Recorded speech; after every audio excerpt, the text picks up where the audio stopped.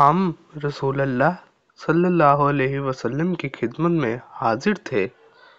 حضور صلی اللہ علیہ وسلم نے فرمایا کہ میں سویا ہوا تھا کہ میں نے خواب میں جنت دیکھی۔ میں نے دیکھا کہ ایک عورت ایک محل کے کنارے وضو کر رہی ہے۔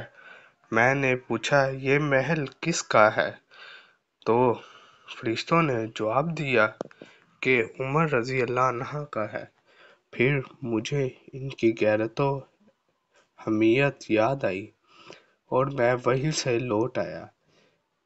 اس پر حضرت عمر رضی اللہ عنہ رو دیے اور عرض کیا یا رسول اللہ، کیا میں آپ پر بھی غیرت کروں گا؟